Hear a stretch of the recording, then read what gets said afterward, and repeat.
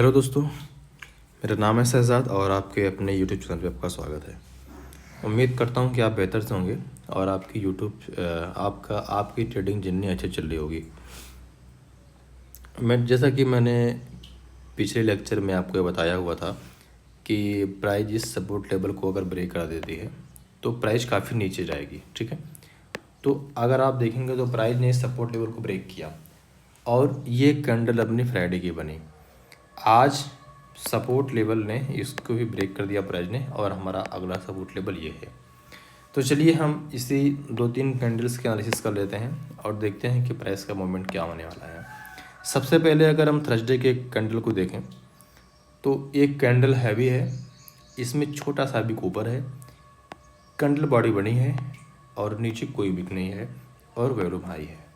ठीक है, एक्चुअली में मैं ना एक बीपीए ट्रेडर हूँ, यानी कि वॉल्यूम प्राइस एनालिसिस, यानी कि मैं प्राइस और वॉल्यूम के बीच में रिलेशन को डिफाइन करता हूँ और उसी की बेसिस पे प्राइस का मूवमेंट मैं तय करता हूँ कि क्या होने वाला है। और वही सबसे अच्छा भी है क्योंकि इंडिकेटर्स हमेशा हमें धोखा देते हैं। इंडिकेटर बेस्ड ट्रेडिंग एक फॉल्स सिग्नल देती है और वो हमारे पैसे को लूज करती है। तो इसीलिए बीपीए ट्रेडिंग बहुत ही अच्छी टूल है, एक अच्छी टेक्निक है अगर आप इसको समझ जाते हैं तो, और इससे पैसा आराम से बन जाता है। ठीक है, तो चलिए हम देखते हैं इन 3 कैंडल्स की स्टडी हम करेंगे और इन्हीं 3 कैंडल्स की स्टडी के बेसिस पे प्राइस के आने वाले मोमेंट पे हम नज़र बनाएंगे। अगर हम इस कैंडल का एनालिसिस करें तो प्राइस यहाँ पे ओपन हुआ, थोड़ा सा ऊपर गया, यहाँ पे उसको एक सपोर्ट मिला या फिर यहाँ पे बायर्स का मनोबल कम हुआ और सेलर्स एक्टिव हुए और फिर सेलर्स ने आकर के इस सपोर्ट टेबल को ब्रेक किया और प्राइस यहाँ पे क्लोज हुई और वॉल्यूम भी हाई है। ये कैंडल हमें क्या इंडिकेशन देता है? ये हमें इंडिकेशन देता है कि जब सेशन शुरू हुआ बायर्स थोड़ा सा एक्टिव हुए, थोड़ा सा ऊपर गए और वहाँ पे उनका ताकत कम हुआ, उनका कॉन्फिडेंस लेवल कम हुआ और फिर वो वहाँ से ऊपर नहीं जा पाए और सेलर्स एक्टिव हुए, उन्होंने हैवी सेलिंग की और प्राइस को यहाँ पर लेकर के आए, इस सपोर्ट लेवल को ब्रेक किया या फिर कम से कम इस सपोर्ट लेवल की निचले स्तर को टच किया और वहीं पे प्राइस क्लोज हुई। और जब प्राइस क्लोज हुई तो बायर्स एक्टिव नहीं थे, यानी कि इस पूरे सेशंस में बायर्स के अंदर इतनी ताकत नहीं थी कि वो प्राइस को ऊपर लेकर के जाएं।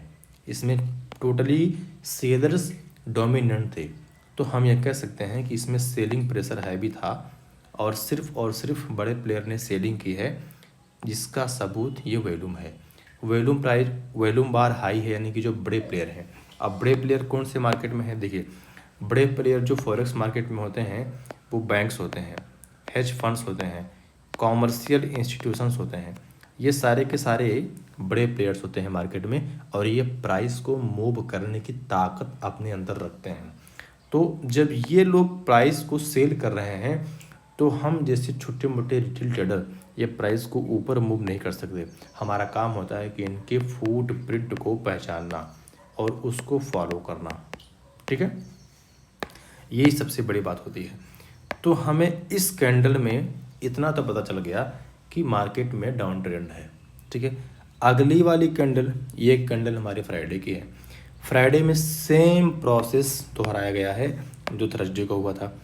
प्राइस यहाँ पे ओपन हुई, थोड़ा सा ऊपर गई और वहाँ पर सेलर्स ने अपना कंट्रोल लिया और प्राइस को एकदम से नीचे लेकर के आए और यहाँ पर एक छोटी बिक बनी है। और छोटी बिक का मतलब यह है कि जो रिटेल ट्रेडर है ना, जैसे हम हो गए, आप हो गए, वो डर के मारे कि कहीं ऐसा ना हो कि प्राइस यहाँ से ऊपर चला जाए, अपना छोटा सा प्रॉफिट बुक किए और निकल गए। उसकी वजह से थोड़ी सी बिक ऊपर गई, लेकिन कंप्लीटली सेलर्स का डोमिनेंट है इस पूरे मार्केट में और वॉल्यूम को आप देख सकते हैं हाई है। इस वॉल्यूम बार का मतलब ये होगा कि बड़े प्लेयर मार्केट में शामिल हैं, ट्रांजैक्शंस ज़्यादा हुए हैं और जब ट्रांजैक्शन ज़्यादा होते हैं तो फिर मार्केट में प्राइस का मूवमेंट डायरेक्शनल होता है, यानी कि वो किसी एक दिशा में जाता है। ठीक है, तो ये चीज़ें हैं। अब आज की कैंडल ये बनी है, यहाँ पे देखिए जब ये कैंडल बनी तो ऊपर नो बिक, यानी कि बायर्स ने कोशिश ही नहीं की, सिर से खारिज हो गए कि हमें प्राइस को ऊपर लेकर के जाना है। बायर्स ने कोशिश ही नहीं की प्राइस को ऊपर को लेकर के जाना है और प्राइस लगातार नीचे आ रही है। हो सकता है इसको रिस्पेक्ट करे और यहाँ पे थोड़ा सा साइडवेज मूव हो। तो ये हमारा आज का एनालिसिस है जीबीपी जेपीवाई का। ये स्विंग ट्रेडर के लिए है। अब चलिए हम इंट्राडे कर देख लेते हैं कि इंट्राडे में हमारा क्या पोजीशन होने वाला है। ठीक है, देखिए ये हमारा है 4 आवर का चार्ट। इसमें हम देखेंगे कि हमें एंट्री कहाँ लेनी है। तो अगर आपने एंट्री नहीं लिया है तो काफ़ी देर हो गई है, आपका स्टॉप लॉस काफ़ी हैवी होगा, लेकिन फिर भी है आपको प्रॉफिट पक्का बनेगा। आप यहाँ पे सेल का ट्रेड ले सकते हैं और अपना स्टॉप लॉस कम से कम इस सपोर्ट के लेवल, इस सपोर्ट के ऊपर आप रख सकते हैं और टेक प्रॉफिट कम से कम यहाँ तक रख सकते हैं। ठीक है, देखिए मेरा काम है सिर्फ एनालिसिस देना, ट्रेड करना आपका काम है। आपके ट्रेड में लॉस हो रहा है, प्रॉफिट हो रहा है, इसकी मेरी कोई जिम्मेदारी नहीं है। ठीक है, मैं सिर्फ आपको नॉलेज देता हूँ, अपना एक्सपीरियंस शेयर करता हूँ। अब उसको आपको पढ़ना है, कैप्चर करना है, कैसे करना आप जानो। ठीक है, तो ये चीज़ें हैं। अब यहाँ पे देखिए वॉल्यूम भी अच्छा खासा है और ये उस दिन का वॉल्यूम है, यानी कि ये अभी 2 कैंडल बने हैं 4 घंटे के और ये आज का वॉल्यूम है, यानी कि प्राइस कम्प्लीटली डाउन ट्रेंड में है और डिक्लाइन हो रही है। तो हमें सेल में जाना चाहिए और अगर यहाँ पे हम सेल का ट्रेड लेते हैं तो हमारा स्टॉप लॉस यहाँ पे होना चाहिए और टीपी कम से कम यहाँ पे होना चाहिए। ये हो गया स्विंग ट्रेड के लिए। अब इंट्राडे में देख सकते हैं सेम चीज़ें हैं भाई। देखिए जब भी आपको ट्रेड करना हो या फिर मार्केट की एनालिसिस करनी है ना, तो आप एक बड़े टाइम फ्रेम से शुरू कीजिए। जैसे डेली हो गया, 4 आवर हो गया, 1 आवर हो गया, 30 मिनट हो गया, 15 मिनट हो गया। तो उससे क्या रहेगा ना, आपको एक क्लियर इंडिकेशन मिलेगा प्राइस के मूवमेंट का। यहाँ पे 1 आवर का चार्ट है, यहाँ पे आप ट्रेड ले सकते हैं। आपका स्टॉप लॉस यहाँ होगा और आपका टेक प्रॉफिट यहाँ होगा। ठीक है, तो ये है जीबीपी जेपीवाई का आज का एनालिसिस।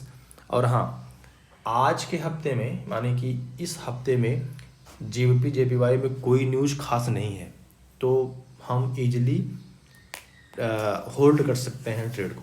बट आने वाले अगले हफ्ते में जीबीपी जेपीवाई के लिए बहुत इंपॉर्टेंट न्यूज़ होने वाले हैं, क्योंकि उसमें जीडीपी का ग्रोथ रेट आने वाला है, इन्फ्लेशन का आने वाला है, अनएम्प्लॉयमेंट क्लेम्स का न्यूज़ आने वाला है। तो अगला हफ्ता काफ़ी वोलेटाइल रहेगा। इस हफ्ते में हम आराम से ट्रेड कर सकते हैं। तो उम्मीद करता हूँ कि आपको वीडियो अच्छी लगी होगी और अगर जानकारी अच्छी लगे तो चैनल को शेयर, लाइक और सब्सक्राइब जरूर करो। और अगर आपको एक डेडिकेटेड कोर्स चाहिए तो कमेंट बॉक्स में कमेंट करो, हम उस पर काम कर रहे हैं, जल्दी ही लेकर के आएंगे। आपको कहीं जाने की ज़रूरत नहीं है, सारा A to Z नॉलेज मैं आपको यहीं पे दूंगा। आपका बहुत बहुत शुक्रिया, मिलते हैं कल के लेक्चर में। Thank you.